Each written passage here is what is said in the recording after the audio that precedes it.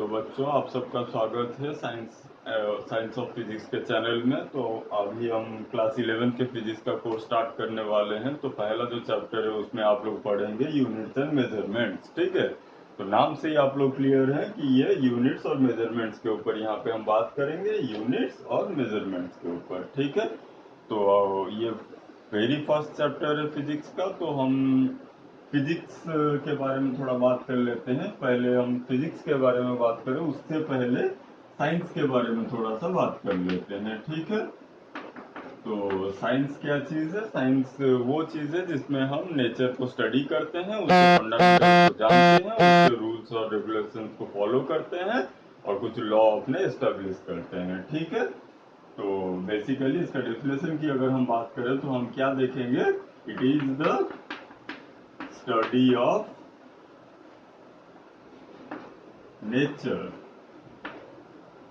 Nature को study करने का मतलब its rules and laws.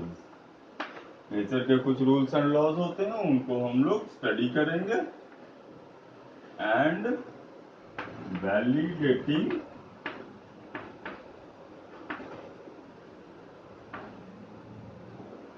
The facts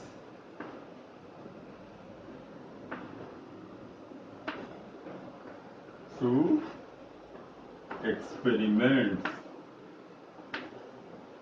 through experiments, ये वाला बात आपको दिमाग में बहुत अच्छे से रखना है बच्चों। ठीक है, हमने क्या कहा? साइंस में हम क्या करते हैं? नेचर को स्टडी करते हैं, उसके रूल्स और लॉज को स्टडी करते हैं और फिर वैलिडेट करते हैं, उसकी वैधता की जांच करते हैं थ्रू एक्सपेरिमेंट्स। ठीक है, अगर कोई चीज हम नेचर में देख रहे हैं, फिर उसका हमने प्रयोग किया, उसका एक्सपेरिमेंट किया, अगर वो एक्सपेरिमेंट फेल हो जा रहा है तो हम उसे साइंस के लहजे में नहीं बोलेंगे, उसे साइंटिफिक नहीं बोलेंगे। ठीक है, क्योंकि वो हमारे एक्सपेरिमेंट्स में फेल हो गया।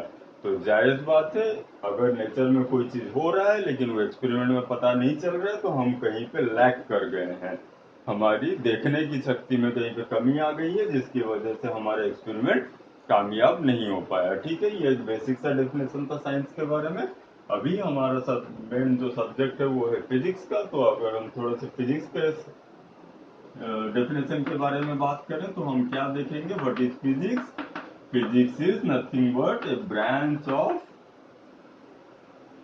साइंस। ये एक शाखा है साइंस का, in which we deal with matter and energy.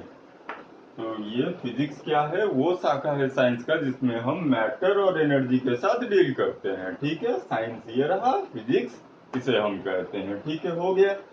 तो अभी फिजिक्स के बाद अभी ये तो बेसिक कुछ चीजें थी जो नॉर्मली ऐसे ही कहानी के तौर पर आपको बता दी गई, लेकिन अभी हमारा मेन टॉपिक आता है यूनिट्स एंड मेजरमेंट पे। ठीक है, तो इस वाले टॉपिक को स्टार्ट करने से पहले हम पहले जानेंगे कुछ चीजें, जैसे कि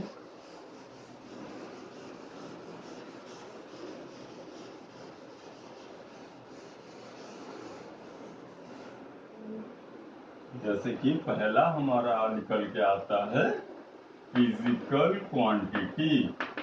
क्या आता है बच्चों? Physical quantity. ठीक है, ये फिजिकल क्वांटिटी क्या चीज होता है बच्चों?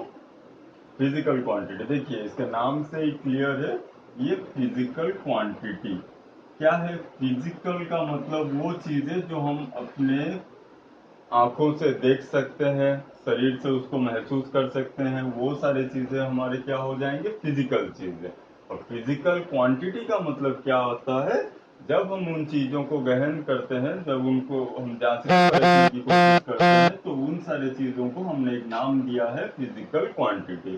ठीक है, अगर इसकी डेफिनेशन की हम बात करें तो हम क्या देखेंगे? In order to okay in order to study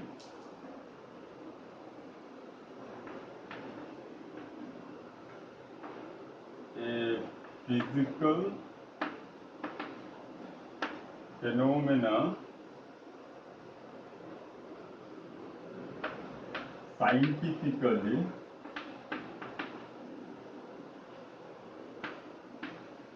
we lead to establish certain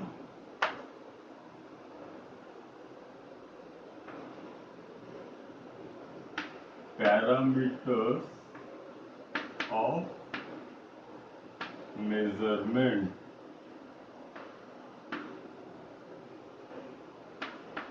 called physical quantities।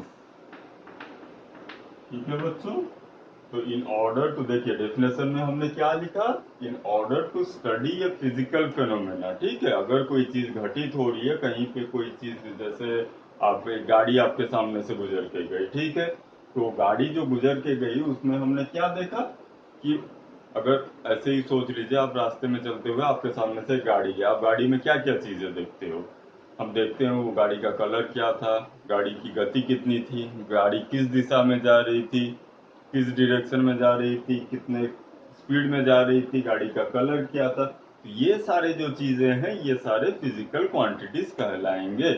हम जिन चीजों के माध्यम से किसी एक फिजिकल एक्टिविटी को डिस्क्राइब करते हैं, ठीक है। इन ऑर्डर टू स्टडी, यहाँ पे स्टडी के साथ आप डिस्क्राइब भी लिख सकते हैं, और describe a physical phenomena scientifically, ठीक है। we need to establish certain parameters of measurement। कुछ मापदंड हमें तय करने पड़ते हैं, किसके लिए, किसी चीज को मेजर करने के लिए, किसी चीज को नापने के लिए। हम क्या क्या नापेंगे, गाड़ी का वजन क्या था, गाड़ी की गति क्या थी, गाड़ी किस दिशा में जा रही थी, ये सारी चीजों को हम जो मेजर करते हैं उसी को ही हम फिजिकल क्वांटिटीज कहते हैं। ये जो जो चीजें हमने मेजर किया, क्यों मेजर किया, ताकि हम उस इंसिडेंट को, उस फेनोमेना को, उस घटना को वर्णन कर सके, एक्सप्लेन कर सके कि ये था। उसके लिए जिन मापदंडों की, जिन चीजों की हमें जरूरत पड़ेगी उस चीज को समझाने के लिए आगे वाले को, वो सारे क्या चीज बन जाएंगे, आपके फिजिकल क्वांटिटीज। ठीक है, क्लियर है यहाँ तक। अभी देखिए मैंने एक चीज बताया अभी गाड़ी के बारे में, दो चार चीजों में से क्या क्या चीजें थी। पहले मैंने बोला, सबसे पहले ही मैंने बोला था कलर, फिर स्पीड, फिर उसका डायरेक्शन, ठीक है। और अगर हम चाहें तो उसका वजन भी जान सकते हैं। इतने सारे चीजें होते हैं, लेकिन इन सारे चीजों में बच्चों एक चीज ध्यान रखना, ठीक है, ये वाला जो चीज है ये फिजिकल क्वांटिटी नहीं होगा। ये फिजिकल क्वांटिटी नहीं होगा, क्यों? क्योंकि यहाँ पे एक चीज छूट गया है, उसे देख लीजिए पहले, पैरामीटर्स ऑफ मेजरमेंट। यहाँ पे एक छोटा सा वर्ड जुड़ेगा, वो है इनवेरिएबली। एक छोटा सा वर्ड जुड़ेगा इनवेरिएबली, ठीक है। मैं इसे फिर से अच्छे से लिख देता हूँ।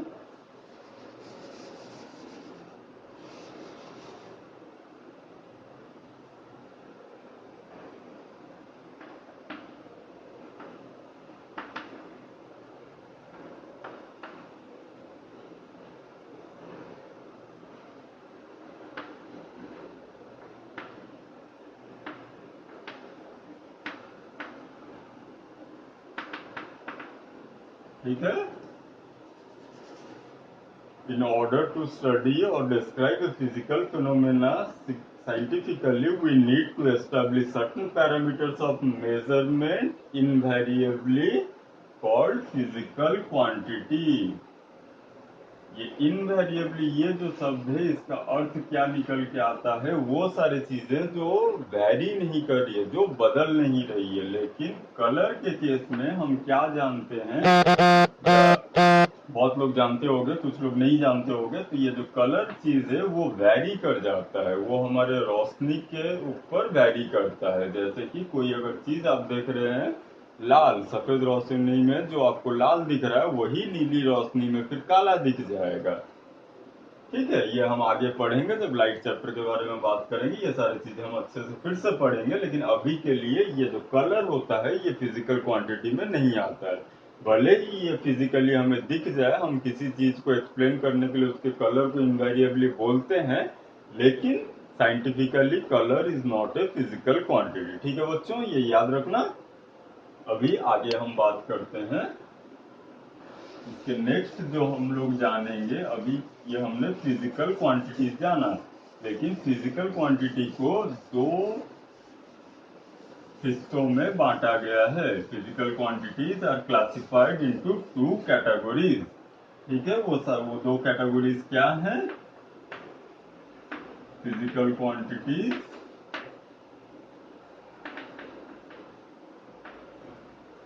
को हम दो हिस्सों में डिवाइड करते हैं। एक होता है फंडामेंटल फिजिकल क्वांटिटी, दूसरा होता है डिराइव्ड फिजिकल क्वांटिटी।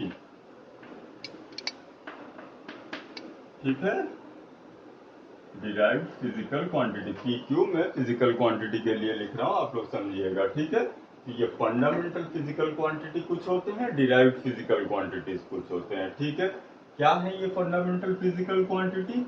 वो सारे फिजिकल क्वांटिटीज जो अपने में स्वतः एक्सप्लेनेबल है, उन्हें एक्सप्लेन करने के लिए हमें किसी और चीज की जरूरत नहीं पड़ेगी। फॉर एग्जाम्पल देखने से आपको बेहतर समझ में आएगा। फॉर एग्जाम्पल इसमें क्या क्या आ जाएंगे, जैसे कि मास, लेंथ, और क्या क्या होंगे बच्चों? टाइम। ठीक है, और कुछ है, ये तीन तो हर कोई ऐसे नॉर्मली आप लोग जान पा रहे हैं, लेकिन इसके साथ कुछ चीजें हैं जो अभी आप बस जाने रहिए। आगे जब हम उनकी स्टडी करेंगे तो आपको बेहतर समझ में आएगा कि वो फंडामेंटल फिजिकल क्वांटिटीज क्यों हैं। टाइम, फिर आपका आ जाएगा करंट, ठीक है, फिर आपका आएगा लुमिनस इंटेंसिटी। ठीक है, लुमिनस इंटेंसिटी, फिर आपका आएगा टेम्परेचर। इसे भी आप लोग फील कर पा रहे होंगे। टेम्परेचर को मेजर करने के लिए हमें किसी फिजिकल क्वांटिटी और फिजिकल क्वांटिटी की सहायता नहीं है, आप टेम्परेचर को थर्मोमीटर डाल के डायरेक्टली मेजर कर सकते हैं। ठीक है, तो आपके क्या हो गए? मास हो गए, लेंथ हो गए, टाइम हो गए, करंट हो गए, लुमिनस इंटेंसिटी हो गए, टेम्परेचर हो गए, और एक छोटा सा चीज है उसे हम कहते हैं क्वांटिटी ऑफ सब्सटेंस। ठीक है, क्वांटिटी ऑफ सब्सटेंस। ये quantity of substance basically chemistry का एक पोर्शन है, वहां पे हम मोल से किसी चीज के अमाउंट, ठीक है, इसे क्वांटिटी नहीं लिखते हम, अमाउंट ऑफ सब्सटेंस लिखना बेहतर होगा।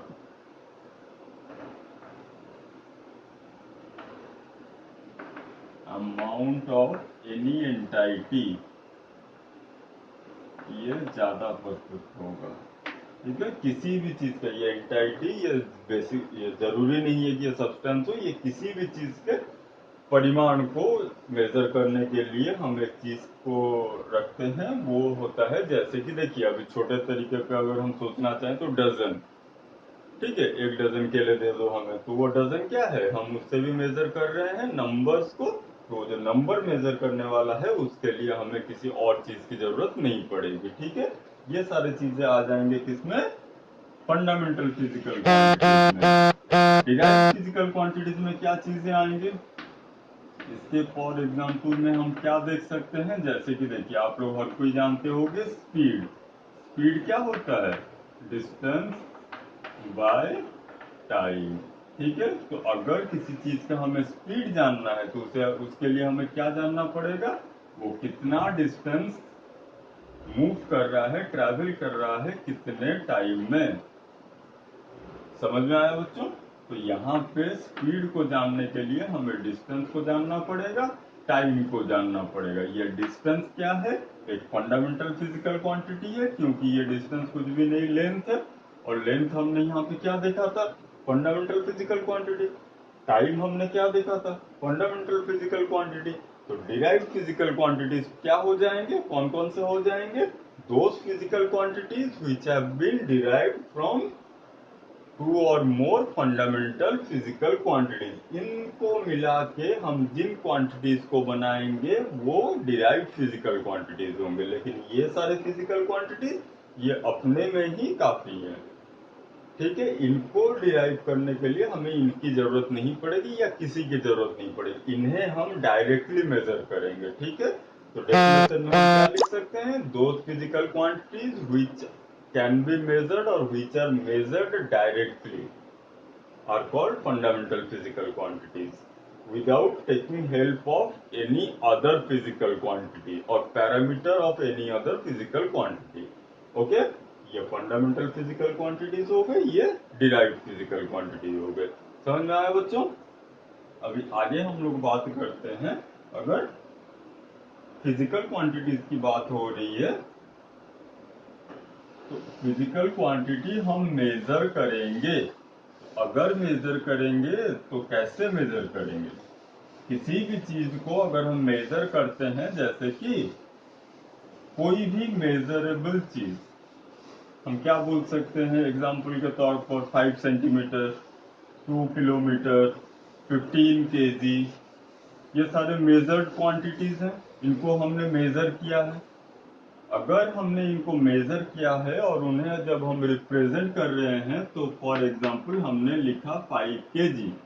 आप सबको ये चीज पता होगा, ये जो केजी है इसे हम कहते हैं यूनिट, ठीक है।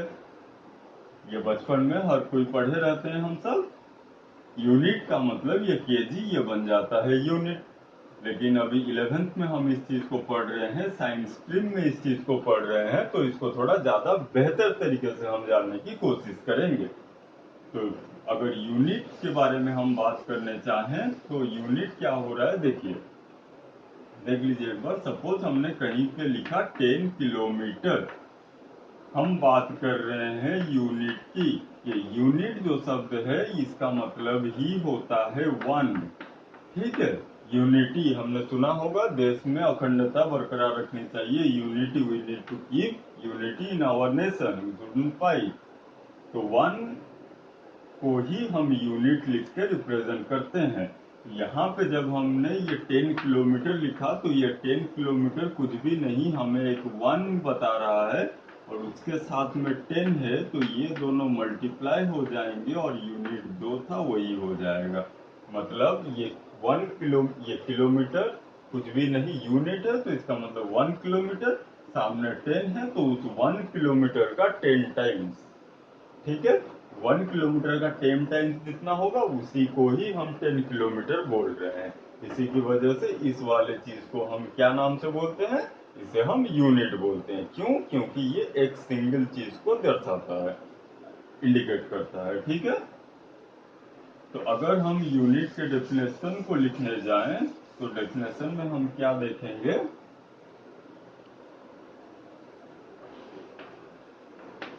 यूनिट, इसमें हम लिख सकते हैं to measure a physical quantity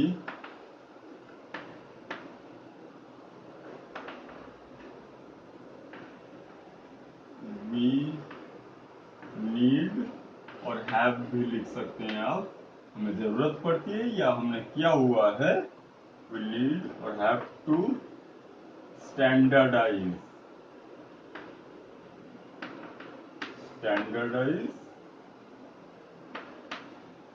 certain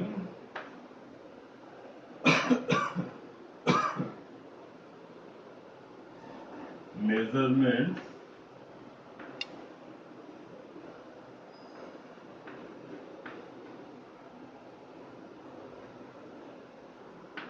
called units, standardize certain measurements, ठीक है।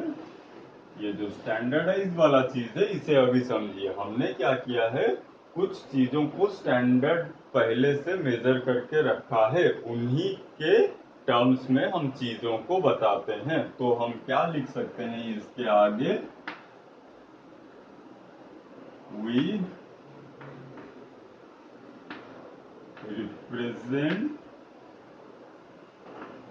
any measurement